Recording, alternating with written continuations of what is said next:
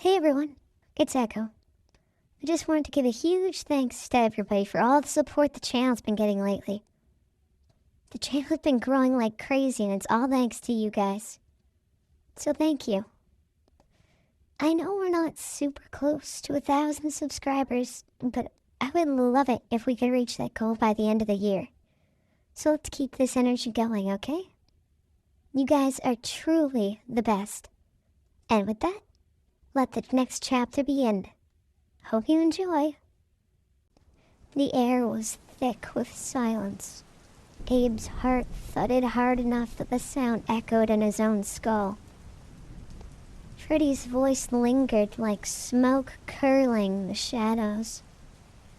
He blinked, trying to adjust his eyes to the dim light, but all he could make out was her figure. Tall, still and imposing. A wave of fear washed over him. Her presence kept him at his knees, even though he tried his hardest to stand. There was just something about her that had him shook. Something deep down told him, "You're screwed." Gabe slowly turned to face Freddy and backed away as if dealing with a predatory animal.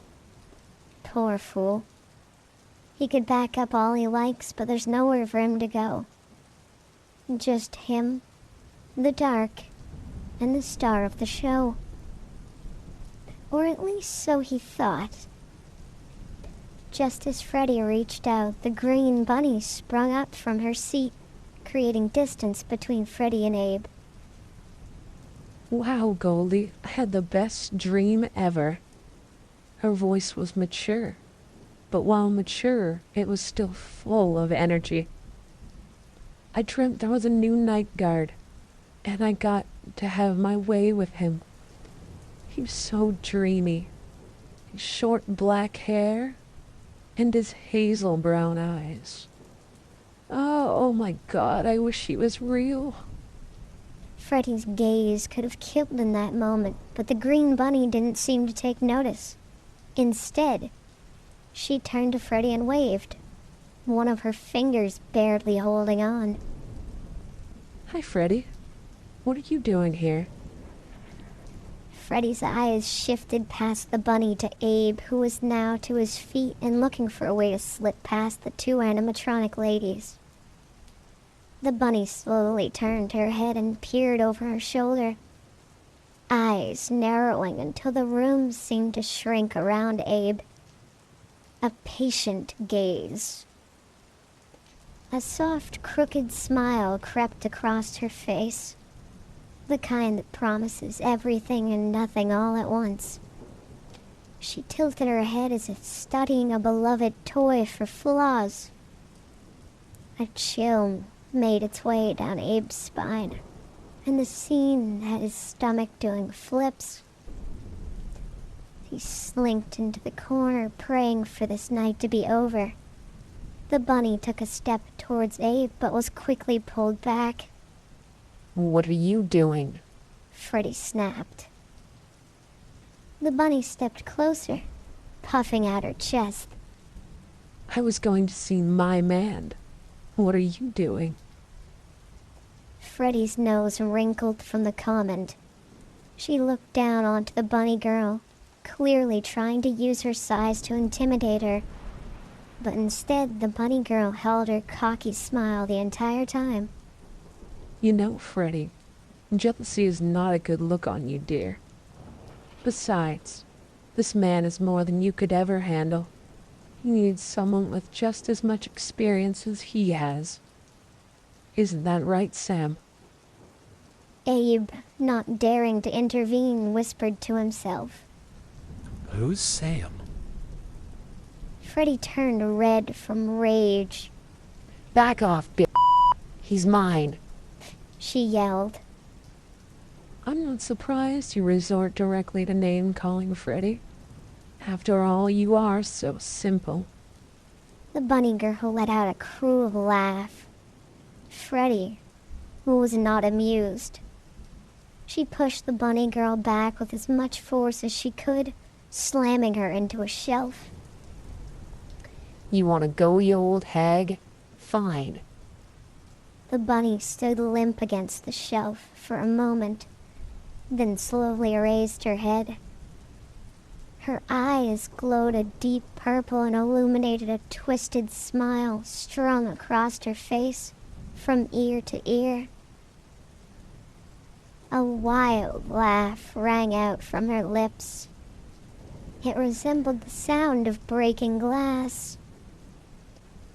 After a while, she went silent. Abe watched on, not knowing what he should do. But one thing was for certain. He didn't dare move a muscle. A barely audible whisper came from the bunny. You better remember who you're talking to, Freddy. Freddy's demeanor completely shifted. She threw up her hands and started to back away slowly from the now approaching bunny. Wait. She cried. I didn't mean it, Springbonnie. My systems are all messed up. I promise it won't happen again. Please don't hurt me. Abe was shocked.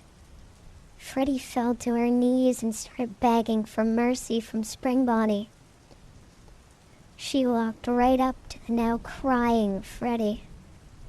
She put her foot in her face. Kiss it. The air grew thick and stagnant from the rotting rabbit's dark confidence.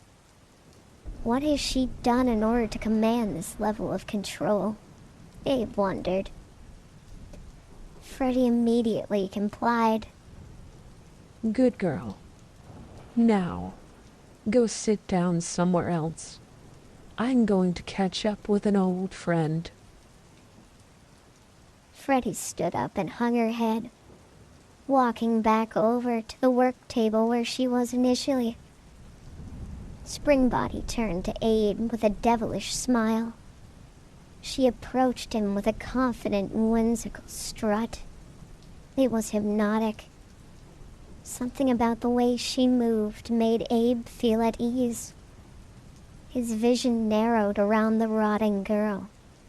He noticed every detail. Her long, moldy hair, her big bust and exposed wires. There was no costume, just a gorgeous girl in her unnatural glory. His vision filled with purple, honing around Springbonnie.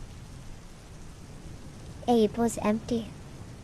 No thoughts, just blank. So, Sammy, how's Roy been? Abe stood there expressionless, no mind to form an answer. Springbonnie got annoyed and started snapping her fingers in Abe's face. In an instant, he was on the ground somewhere different. It was dark and eerie. The cold seeped into Abe's flesh, chilling him to his core. The nausea came too much to bear. He covered the floor in chunks of his last meal.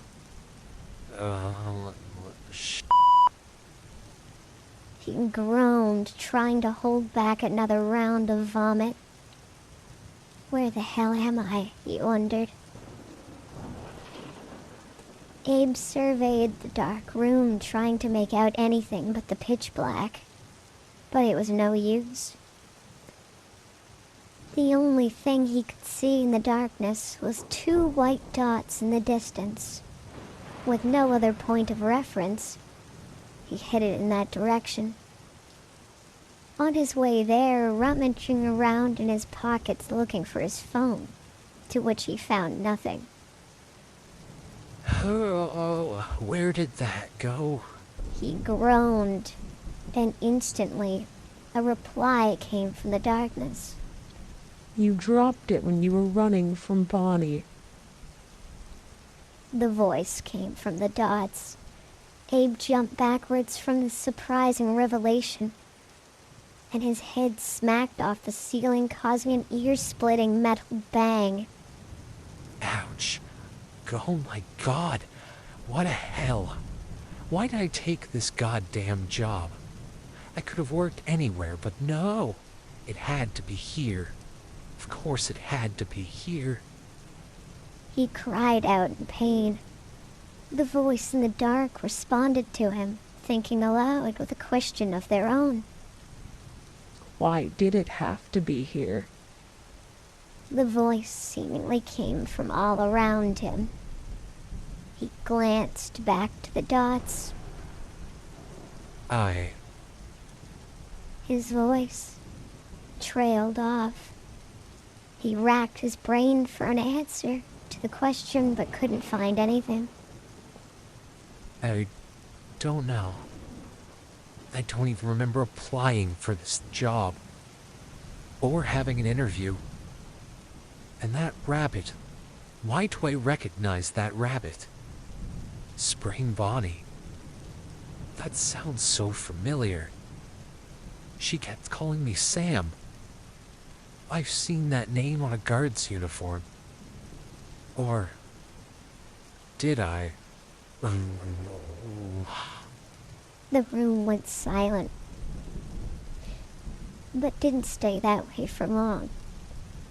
Abe's failing memory caused his frustration to boil over. He kicked the nearest thing to him, then crumpled to the floor. His eyes started to water. A single tear dropped to the floor.